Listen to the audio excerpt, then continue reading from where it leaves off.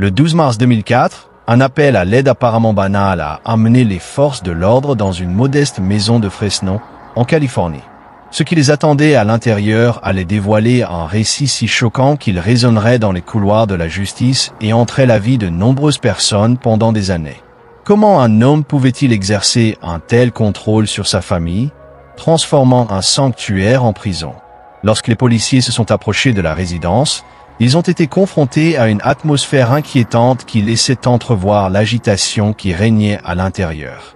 L'air était chargé de tension et de légers bruits de détresse résonnaient à l'intérieur des murs, en réponse au rapport faisant état d'une perturbation. Ils n'avaient aucune idée qu'ils étaient sur le point de découvrir une réalité déchirante qui remettrait en question leur compréhension des liens familiaux et de la dépravation humaine. À l'intérieur, ils ont découvert une scène qui laisserait même les détectives les plus chevronnés aux prises avec l'incrédulité. 9 personnes, toutes liées par le sang à la tragédie, ont été retrouvées dans un état de désespoir inimaginable. C'est l'histoire d'un homme qui a manipulé sa famille pour qu'elle mène une vie de peur et de contrôle, exploitant ses filles et ses nièces dès son plus jeune âge. Son règne de terreur a culminé avec une horrible tragédie qui a coûté la vie à 9 âmes innocentes, révélant les profondeurs sombres de la trahison familiale et le besoin urgent de sensibilisation à la violence domestique. L'histoire commence non seulement avec les actions de Wesson, mais aussi avec la vie de ceux qui sont pris dans sa toile, ses premières relations entourées de secrets et de manipulations, établissant un modèle qui se répétera tout au long de sa vie. Il a épousé Elizabeth alors qu'elle n'avait que 14 ans, entamant un cycle de contrôle qui allait piéger plusieurs générations alors qu'il engendrait des enfants avec elle et plus tard avec ses filles. Il a créé un environnement où la peur régnait en maître et les enfants ont grandi en croyant que leur père n'était pas seulement leur tuteur mais aussi une figure maîtresse qui dictait tous les aspects de leur vie. Marcus Wesson est né le 22 août 1946 au Kansas, l'aîné de 4 enfants dans une famille marquée par les troubles et les dysfonctionnements. Ses premières années ont été façonnées par une éducation stricte au sein de l'Église adventiste du 7e jour, où sa mère, Carrie, lui a inculqué de ferventes croyances religieuses. Cependant, l'environnement familial était tout sauf stimulant, car Benjamin Wesson, le père de Marcus, luttait contre l'alcoolisme et était connu pour ses tendances abusives avant d'abandonner la famille alors que Marcus était encore enfant. Cet abandon a profondément marqué le jeune Marcus, qui a grandi dans un foyer où la peur et l'instabilité étaient monnaie courante. Au début des années 1960, la famille Wesson a déménagé à San Bernardino, en Californie, où Marcus a dû faire face à d'autres défis. Il a abandonné ses études secondaires et a rapidement cherché un moyen d'échapper à sa vie familiale difficile. En 1966, il s'enrôle dans l'armée américaine et sert comme chauffeur d'ambulance pendant la guerre du Vietnam jusqu'en 1968. Cette expérience colorera plus tard sa vision du monde et contribuera à sa personnalité complexe. L'environnement militaire, avec sa hiérarchie rigide et l'accent mis sur l'obéissance, a peut-être renforcé sa croyance dans le contrôle absolu, croyance qui se manifesterait tragiquement dans ses relations avec les autres. Après avoir quitté l'armée, Wesson a emménagé avec une femme plus âgée nommée Rosemary Solorio et ses 8 enfants. C'est ici qu'il a commencé à établir des modèles de comportement qui préfigureraient les horreurs à venir. En 1971, Solorio donne naissance au fils de Wesson, marquant le début d'un cycle inquiétant de manipulation et d'exploitation. En 1974, il commença à exercer son influence sur la fille de Solorio, Elizabeth, qui n'avait alors que 8 ans, marquant le début d'une relation profondément troublante. Au moment où Elizabeth avait 14 ans, Wesson l'avait épousée, une union qui symbolisait non seulement le contrôle, mais aussi un mépris total pour son autonomie. Au fur et à mesure que leur famille s'agrandissait, Wesson a engendré 10 enfants avec Elizabeth seule, et son approche parentale était alarmante. Il maintenait une emprise de fer sur leur vie tout en leur refusant tout semblant d'expérience normale d'enfance. Il a scolarisé ses enfants à la maison en utilisant du matériel qu'il avait lui-même créé, des enseignements déformés qui fusionnaient des éléments du christianisme avec ses propres croyances tordues. Il prêchait quotidiennement sur la catastrophe imminente et l'Armageddon tout en expliquant à ses filles qu'elles étaient destinées à devenir ses épouses dans le cadre d'un futur arrangement polygame. La vie familiale de Wesson était caractérisée par l'isolement, Il interdisait à ses enfants d'interagir avec des étrangers et limitait même leur contact entre eux. Les filles étaient soumises à des tâches domestiques humiliantes destinées à renforcer leur soumission à son égard, comme le soigner et s'occuper de ses besoins personnels, qui devenaient leur principale responsabilité. Cet environnement étouffait leur individualité et favorisait une atmosphère dans laquelle la conformité n'était pas seulement attendue mais exigée. Tout au long de cette période, les actions de Wesson ont dégénéré en territoire profondément troublant lorsqu'il a commencé à exploiter sexuellement ses filles à un âge alarmant, nombre d'entre elles étant soumises à ces expériences dès l'âge de 8 ans seulement. Les répercussions de ce comportement ont été dévastatrices puisque plusieurs de ces filles sont tombées enceintes à la suite de ces rencontres. Plutôt que de chercher de l'aide ou une intervention, Wesson a continué à manipuler son entourage, gardant le contrôle par la peur et la coercition psychologique. Sa situation financière reflétait le chaos de sa vie personnelle. Wesson n'a jamais occupé un emploi stable et comptait sur les prestations sociales tout en forçant ses enfants adultes à lui céder leurs gains. La famille vivait souvent dans des conditions sordides, des cabanes délabrées ou même des bateaux abandonnés, reflétant à la fois leurs difficultés économiques et le mépris total de Wesson pour leur bien-être. En 1989, Wesson a fait face à des conséquences juridiques pour fraude sociale et parjure. Cependant, cela ne l'a pas dissuadé de poursuivre son règne oppressif sur sa famille. Au lieu de rechercher la rédemption ou le changement après ses rencontres avec les forces de l'ordre, il a redoublé ses tactiques de manipulation. Les schémas troublants établis au cours des années de formation de Wesson ont jeté les bases d'un individu qui exploiterait ses proches sans remords ni hésitation. Son éducation a favorisé non seulement des insécurités profondément ancrées, mais aussi un besoin insatiable de contrôle sur tous les aspects de la vie au sein de son foyer. Les cicatrices psychologiques des traumatismes de l'enfance se sont transformées en une vision du monde déformée où l'amour s'est transformé en possession. L'impact des actions de Wesson s'est propagé à travers les générations. Chaque enfant né dans cet environnement étant confronté à des défis uniques façonnés par la présence oppressante de son père. L'isolement qui leur a été imposé a empêché toute possibilité d'influence extérieure ou de système de soutien qui aurait pu leur apporter du réconfort ou échapper à leur sombre réalité. En examinant ce contexte, il devient évident que Marcus Wesson n'était pas simplement le produit de circonstances malheureuses, mais plutôt un individu qui cultivait une atmosphère propice à l'exploitation et à la manipulation. Le mariage de Wesson avec Elizabeth est devenu officiel lorsqu'elle a eu 14 ans. Il avait 34 ans à cette époque. Cette union n'était pas simplement une union de camaraderie, mais plutôt une décision calculée qui lui permettait de solidifier son emprise sur elle et leurs futurs enfants. Les implications de ce mariage furent profondes et dévastatrices au cours des années suivantes, car ils eurent 10 enfants ensemble, dont l'un mourut tragiquement en bas âge. La dynamique familiale était tout sauf conventionnelle. Il était imprégné des idéologies déformées et du régime autoritaire de Wesson. Wesson a pris sur lui d'éduquer ses enfants à la maison, en élaborant un programme qui reflétait ses croyances bizarres et sa vision oppressive du monde. Il a créé sa propre Bible manuscrite qui déformait les enseignements traditionnels en quelque chose de méconnaissable, dans lequel il se positionnait comme une figure divine. Il a exigé que ses enfants l'appellent « Maître » ou « Seigneur », leur inculquant la croyance troublante qu'il était leur autorité divine.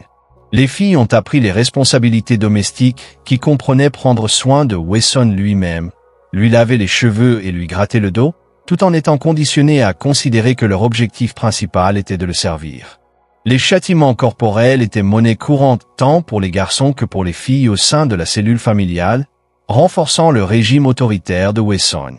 La réalité effrayante est que ces actes ont entraîné non seulement des cicatrices mentales mais aussi physiques, car ces filles ont subi d'horribles violations dès un âge alarmant.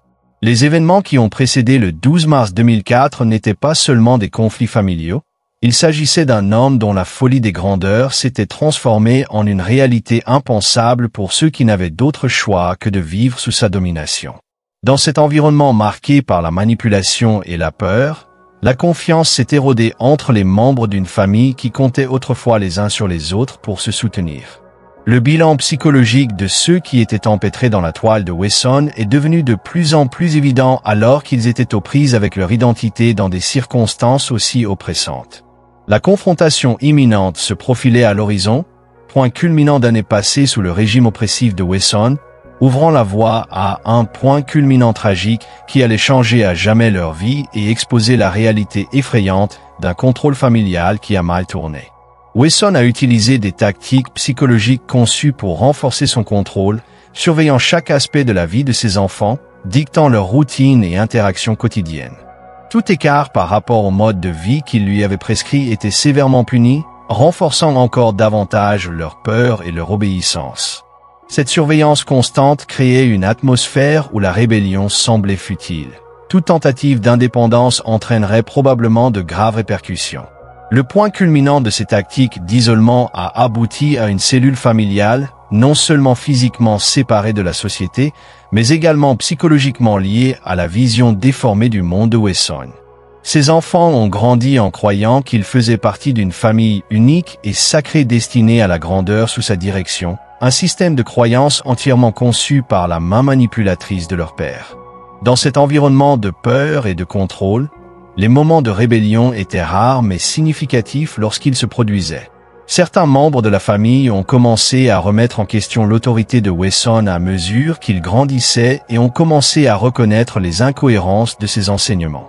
Cependant, toute pensée de dissidence fut rapidement anéantie par l'emprise implacable de Wesson sur le pouvoir et la peur qu'il inspirait à ceux qui osaient le défier. L'isolement de Wesson a non seulement renforcé son contrôle, mais a également créé un terrain fertile pour la tragédie alors que les tensions au sein du foyer s'intensifiaient. Les conséquences des années passées dans des conditions aussi oppressives sont devenues de plus en plus évidentes. Les événements qui ont précédé le 12 mars 2004 allaient révéler non seulement l'étendue de l'influence de Wesson, mais aussi l'impact profond qu'elle a eu sur ceux qui vivaient sous sa domination, un héritage marqué par la douleur, la confusion et une lutte durable pour se libérer des chaînes d'une idéologie tordue. La confrontation imminente se profilait à l'horizon, point culminant d'années passées sous le régime oppressif de Wesson, ouvrant la voie à un point culminant tragique qui allait changer à jamais leur vie et exposer la réalité effrayante d'un contrôle familial qui a mal tourné.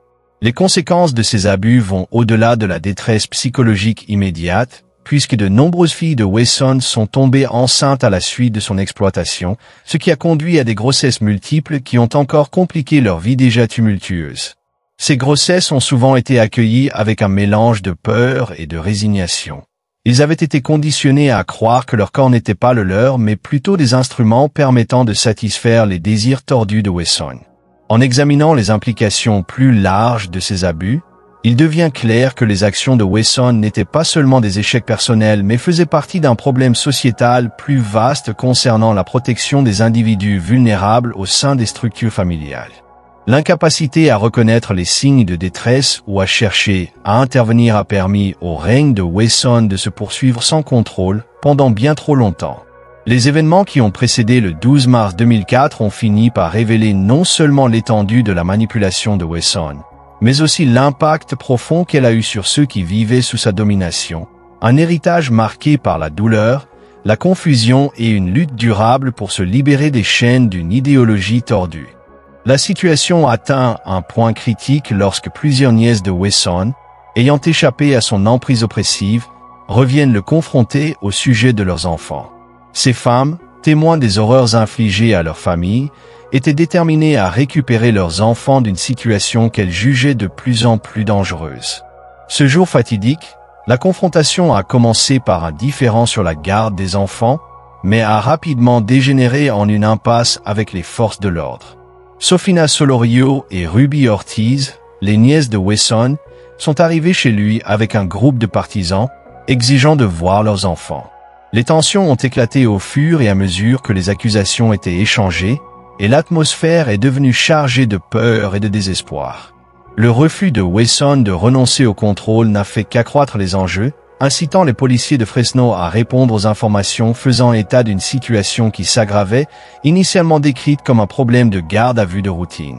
Il est vite devenu évident que quelque chose de bien plus sinistre se déroulait à l'intérieur de la maison. Wesson s'est engagé avec les policiers à la porte d'entrée, mais s'est ensuite retiré dans la maison, leur demandant d'attendre dehors. Le sentiment d'urgence s'est intensifié alors qu'ils attendaient de nouveaux développements. Lorsque la police est finalement entrée dans la maison, ils ont été confrontés à une scène qui les hantrait pour toujours. Dans une chambre du fond remplie de cercueils antiques aux détails macabres qui semblaient presque surréalistes, les autorités ont découvert 9 corps entassés dans un tableau effrayant. Chaque victime avait reçu une balle dans l'œil, une signature horrifiante qui en disait long sur la terreur qui régnait. Parmi les personnes décédées se trouvaient 2 des filles de Wesson et 7 de leurs enfants, âgés de 1 à 25 ans. Les enquêteurs ont rapidement établi que les 9 victimes étaient des enfants engendrés par Wesson à travers des relations incestueuses avec ses filles et nièces. La révélation que de telles atrocités avaient eu lieu dans ce qui était censé être une maison familiale a laissé de nombreuses personnes aux prises avec incrédulité et horreur. Lors des procès ultérieurs, l'équipe de défense de Wesson a tenté de rejeter la faute sur sa fille Sebran, affirmant qu'elle était responsable des meurtres avant de se suicider. Cependant, les preuves médico-légales n'ont pas étayé de manière concluante ce récit. Aucune empreinte digitale ou résidu de balle ne reliait Wesson directement au meurtre. Malgré cette ambiguïté quant à savoir qui a appuyé sur la gâchette, les jurés l'ont finalement reconnu coupable de plusieurs chefs d'accusation de meurtre et d'infractions sexuelles contre ses enfants. Les découvertes effrayantes faites dans ces murs ont amené les enquêteurs à se demander comment de telles horreurs ont pu passer inaperçues pendant si longtemps, ce qui a poussé Marcus Wesson à commettre ces actes indescriptibles et quel héritage il a laissé à ceux qui ont survécu. La procédure judiciaire contre Marcus Wesson a débuté à la suite des événements choquants du 12 mars 2004. Son procès s'est déroulé dans le contexte d'une communauté aux prises avec l'horreur de ce qui s'était passé dans les limites d'une maison devenue une maison des horreurs. L'accusation, dirigée par la procureure adjointe en chef Lisa Gian, a été confrontée à la lourde tâche de présenter un dossier qui révélerait l'ampleur de la manipulation et du contrôle exercé par Wesson sur sa famille. Le procès a commencé par une présentation détaillée des preuves qui ont dressé un tableau poignant de la vie et des actes de Wesson. Les procureurs ont fait valoir que Wesson était non seulement responsable de la mort de 9 de ses enfants, mais qu'il avait également orchestré un environnement marqué par l'exploitation sexuelle et les abus psychologiques. Des témoins ont témoigné du comportement dominateur de Wesson, racontant comment il avait soigné ses filles et ses nièces dès leur plus jeune âge, les soumettant à des années de manipulation et de violence. L'accusation a souligné que, même si Wesson n'avait pas appuyé sur la gâchette, il était en fin de compte responsable de la création d'un climat propice à de telles tragédies. La stratégie de défense reposait sur le rejet de la faute sur la fille de Wesson, Sebran, qui a été retrouvée morte aux côtés de ses frères et sœurs. Les avocats de la défense ont affirmé qu'elle avait commis les meurtres avant de se suicider, suggérant que son état mental s'était détérioré sous le poids du contrôle de leur père. Ils ont cité des preuves, telles que l'ADN de Sebran sur l'arme du crime, une arme de point de calibre .22 trouvée avec son corps pour étayer leur argument. Cependant, l'accusation a réfuté ce récit en affirmant que, quel que soit l'auteur des coups de feu, les actions et les enseignements de Wesson avaient conduit à cette issue tragique. Tout au long du procès, les jurés ont été confrontés à des témoignages troublants sur les enseignements de Wesson et son contrôle sur sa famille. Les preuves ont révélé qu'il avait inculqué à ses enfants un système de croyances qui incluait avant tout les notions de loyauté envers lui, les conditionnant souvent à se préparer à la violence si les autorités menaçaient leurs cellules familiales. Cette manipulation psychologique est devenue centrale dans l'argumentation de l'accusation, soulignant comment Wesson avait effectivement contraint ses enfants dans un état où ils se sentaient piégés et impuissants. Après avoir délibéré pendant plus de 2 semaines, le jury a rendu son verdict le 17 juin 2005. Marcus Wesson a été reconnu coupable de 9 chefs d'accusation de meurtre au premier degré et de 14 chefs d'accusation d'infraction sexuelle contre ses filles et nièces mineures. Cette condamnation n'était pas seulement le reflet de ses actes ce jour fatidique, mais aussi la reconnaissance des années passées sous son régime oppressif. Malgré l'affirmation de la défense selon laquelle Sebran était le seul responsable des meurtres, les jurés ont conclu que l'influence de Wesson sur elle était si profonde qu'il portait la responsabilité ultime de ses actes. Le 27 juin 2005, Wesson a été condamné à mort. La salle d'audience était remplie de tension lorsque le juge a prononcé la sentence, marquant une sombre conclusion à une affaire poignante qui a révélé les profondeurs de la manipulation et des abus familiaux. Les implications de cette affaire s'étendaient bien au-delà de Fresno. Cela a déclenché des discussions sur la manière dont la société peut mieux protéger les personnes vulnérables au sein des familles et reconnaître les signes d'abus avant qu'ils ne dégénèrent en tragédie. Alors que Marcus Wesson reste dans le couloir de la mort à la prison d'État de San Quentin, des questions subsistent sur son héritage et son impact sur ceux qui lui ont survécu. Que signifie réellement la justice dans des cas comme celui-ci? Comment les communautés peuvent-elles garantir que de telles horreurs ne se reproduisent pas? Les réponses restent insaisissables, laissant derrière elles un rappel obsédant de la facilité avec laquelle l'obscurité peut s'infiltrer dans les liens familiaux et de la vigilance avec laquelle la société doit protéger ceux qui ne peuvent pas se protéger eux-mêmes. À la suite des horribles événements entourant Marcus Wesson, les membres survivants de la famille ont dû faire face à un parcours difficile vers la guérison et le rétablissement. Leurs expériences, marquées par des années de manipulation et de traumatisme, sont devenues un témoignage de résilience face à une adversité inimaginable. Elizabeth Wesson, l'ex-femme de Wesson, est devenue une figure clé du partage de l'histoire familiale. Après des années de vie sous le contrôle oppressif de son mari, elle a retrouvé un sentiment d'autonomie après leur divorce. Elizabeth a décrit son éveil comme un processus progressif, déclarant « J'ai l'impression de sortir d'un brouillard ou quelque chose du genre. Il m'a fallu du temps pour arriver là où j'en suis. C'est vraiment le cas. » Son parcours a mis en lumière le long chemin vers le rétablissement pour ceux qui sont piégés dans des environnements aussi abusifs. Elizabeth et ses enfants survivants ont commencé à parler ouvertement de leurs expériences de violences physiques et sexuelles extrêmes. Des survivants comme Gypsy Wesson ont exprimé leur lutte contre des sentiments d'inutilité et de désespoir, partageant « J'aurais aimé pouvoir disparaître. Je ne voulais pas exister », réfléchissant à la tourmente émotionnelle qui a suivi les actions de son père. Cette affaire nous rappelle brutalement avec quelle facilité l'obscurité peut s'infiltrer dans les liens familiaux et à quel point il est essentiel pour la société de rester vigilante face aux signes d'abus. Les survivants ont reconnu que partager leurs histoires n'était pas seulement un acte de guérison personnelle, mais aussi un moyen d'éduquer les autres sur les dangers de la manipulation au sein des familles. Ils espéraient qu'en s'exprimant, ils pourraient contribuer à prévenir des tragédies similaires à l'avenir. La question demeure. Combien d'autres familles sont encore piégées dans le silence? Que faudra-t-il pour que la société reconnaisse ces signes avant qu'il ne soit trop tard? Les réponses sont enfouies sous des couches de traumatisme, un silence qui résonne dans le cœur de ceux qui le vivent et continue de résonner aujourd'hui dans les discussions sur la violence familiale.